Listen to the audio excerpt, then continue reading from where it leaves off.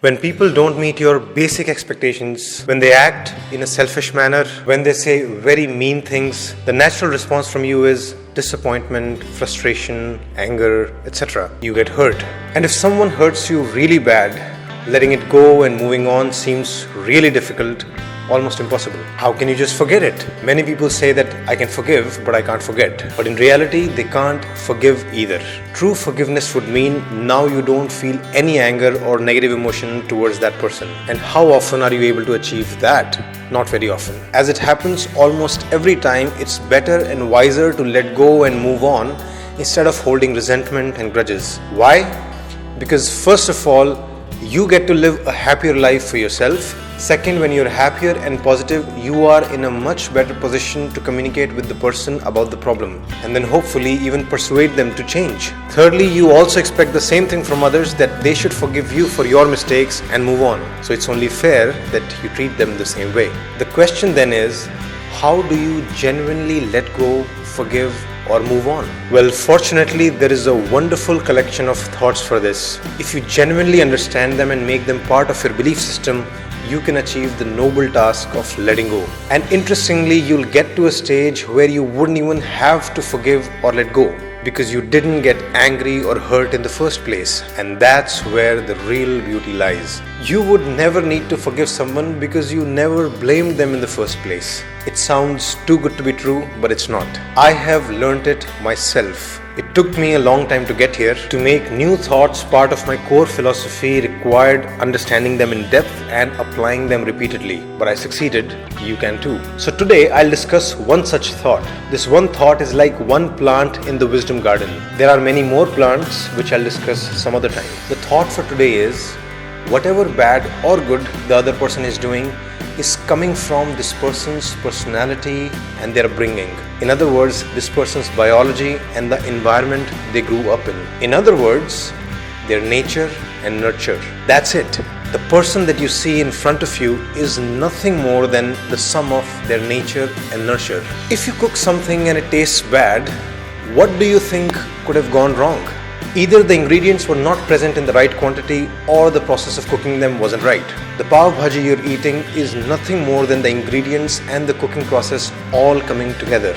The same with humans. They were born with their unique personality and intellect, which came from the genes which they got from their parents. These are the ingredients, and these ingredients interacted with the environment. The environment involved so many things, like their mom and dad's parenting style, parents' independent behavior, the school, the teachers, the friends they make, the culture, their neighborhood, their religion, ethnicity, and then random events which were just lucky or unlucky. This interaction with the environment was the cooking process. And the most important part here is that they chose nothing. They didn't choose how intelligent or stupid they are. They didn't choose if they would be neurotic or emotionally stable. They didn't choose their parents. They didn't choose their schools. They didn't choose their neighborhood. And any choice that they did make was also dependent on what had happened before. It's just a chain of cause and effects. One thing led to another, and then something led to something else, and some more things led to some new things. And voila, the result is this person standing right in front of you with all their wisdom and stupidities, the strengths and the weaknesses, the good and the bad. So, if they are abusing you in the middle of an argument, it's actually not their fault. It's not their conscious, masterful choice. Whatever they feel, think or do in this moment comes from this long history of events. I don't think it would be an exaggeration to call people a puppet of their biology and their past. And when you understand this deeply and genuinely start seeing people like that, it takes away a huge reason to hold grudges against them, to blame them. Who do I blame? Who should I be angry at? This person in this moment or this person's past? And how far back into the past should I go? How many things should I blame? And since there is no answer, you lose the whole basis to blame, to condemn, to hate. And then you're genuinely able to let go. And then you don't see people as guilty, blameworthy or culprits. You just see people as creatures acting ignorantly because they don't know any better. They are ignorant not because they chose ignorance. They are ignorant because for whatever reasons it has not been possible for them to act any wiser. I genuinely believe this to be true. This is my sincere understanding of why people are who they are. And since this is the reality I have absorbed, My brain doesn't let me get angry. It doesn't let me blame, hate, or condemn people. It doesn't let me hold grudges. And I must tell you, it's an amazing way to experience the social world. Others' ignorance, mistakes, negative behavior doesn't affect my internal world. This is like a superpower. No one can affect me without my choice. But remember, being unaffected doesn't mean I'm weak. Being affected doesn't mean I can't now distinguish between wise and unwise behavior. Being unaffected doesn't mean I've stopped caring and I can't encourage people to change for the better. Being unaffected doesn't mean I'll agree to anything they say or do anything they demand. Being unaffected doesn't mean I won't be in favor of punishing a criminal. Everything that I talked about today is for my internal world, how I think and feel.